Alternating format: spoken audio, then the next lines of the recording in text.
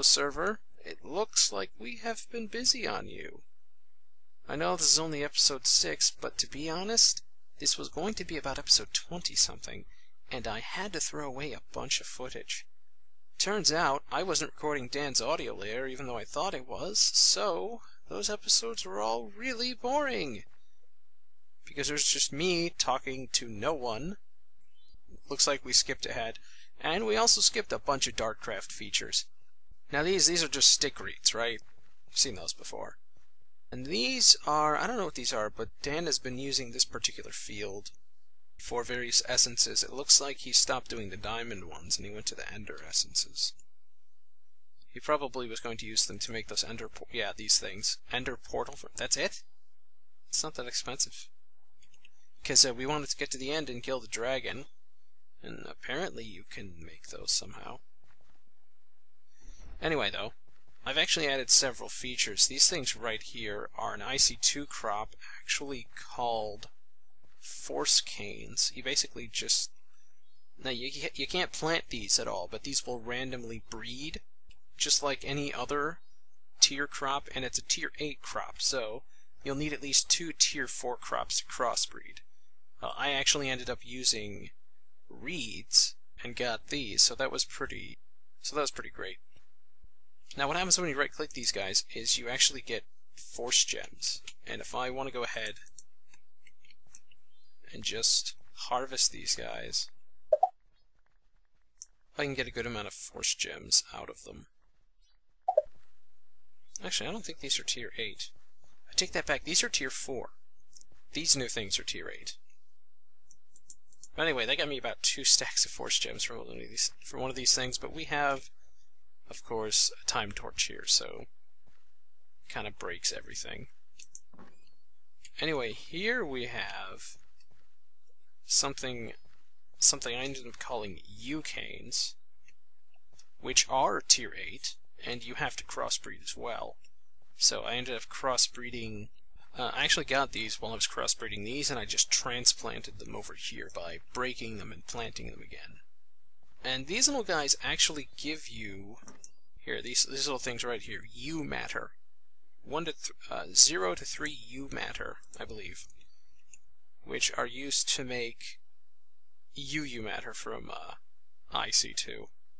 Now I'm not really sure why, but IC2 took out the recipes for UU matter, and I don't know if they added another use for it, but I don't really care because the new IC2 is quickly leaning toward not being useful anymore. So by config option, you can add back in the UU matter recipes, and just so if you remember those, great. If you don't, well, they'll add them into NEI this way.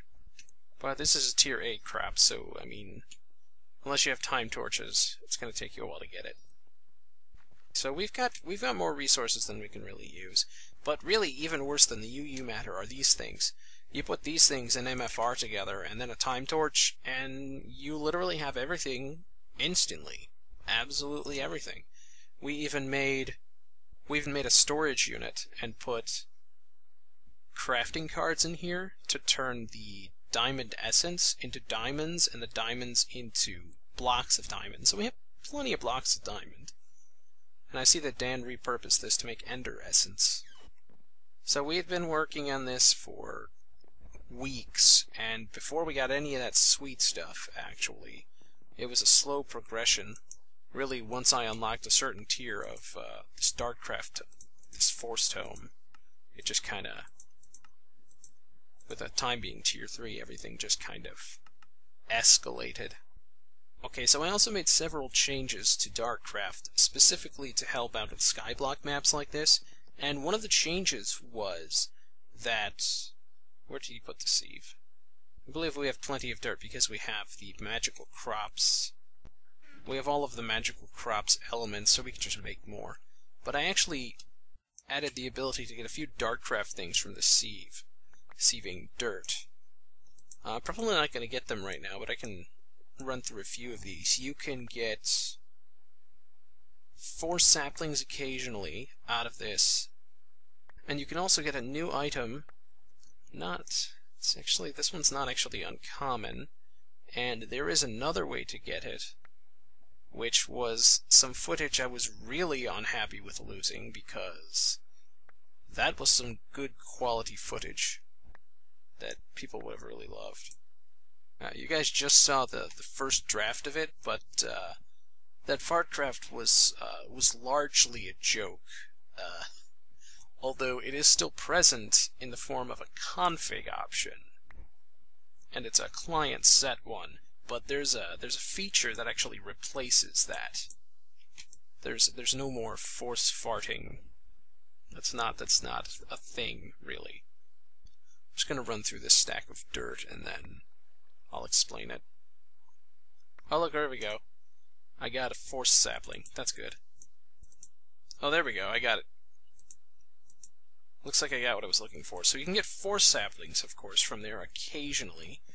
You also got rubber tree seeds, 3 birch seeds, so they're about the same rarity as the other tree seeds. And you can get 4 saplings, and then you can just plant them. Then let them grow. Now, I just sifted through this, I got some feces. Now this feces can be composted in a barrel, which he actually made a room a bit ago. Room specifically for composting back when we needed to make dirt manually, and we did so by using the MFR harvester and just allowing it to harvest all the trees. We just kept force farting on them to grow them, and then they would just harvest it very quickly by using a force engine we had over there that we configured to actually run off of the sludge, so that was fun. With these feces, it can be composted. It gives about, I think, 1/4 of a bucket, if I remember correctly. Or it can be thrown. Pretty gross. And if you manage to hit your buddy, he might not be your buddy for much longer, because you just threw feces at him. It's kind of sad that I missed this part. Dan threw feces at me so many times. It was disgusting. He actually switched his skin to a monkey and threw feces around. Ugh. Well, you can also turn this into straight bone meal if you want, so you don't necessarily have to compost it. There are a few other ways to get feces. Now, we don't have any animals on here, do we? It's unfortunate, because cold cows and pigs will actually occasionally drop feces. But what you have to do is you have to not let them change back. You have to not let them revert by having grass around them, so if they have grass around them, they will revert. And it won't work. Okay, now, there's something new I added. It's called the force burst system. Now, I actually switched the hotkeys around. The force key is now V, by default. And the F is now the force burst hotkey. Now, the force burst hotkey, it actually takes over the magic meter briefly. And what you do is when you hold it down, it builds up energy, right? So, if I hold it down, and then you know when it's fully charged, it turns blue. Now, I wouldn't advise you to hold this, because while it's charging, it's not changing your magic. But when you hold it, it actually slowly drains your magic while it's held. So, you see there I lost some magic, but not due to the charging, just to the holding. Now, what happens is when you let go, if you are in the air, it'll actually allow you to right-click and do a quick force burst, is what I'm calling these, based on how long you hold it down. Now, let's say I didn't have... Now, let's say for the sake of argument, you did not have any force armament, because it actually does affect it.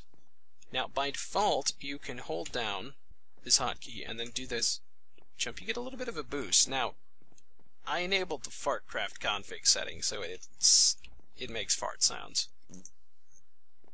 And it also does serve to grow these things. Yeah, there we go. That's a config-only setting. Each player can set it. By default, it is not enabled, and it sounds like the whooshing sound. So it sounds like it's intended to. But, and that's a per-client config. Anybody can enable that just for fun. Now, what a force burst will do, and this does use hunger, by the way, will allow you to jump a bit. So if I hold it down all the way, it'll actually go pretty significantly. Although what just happened is a side effect of the DartCraft config option.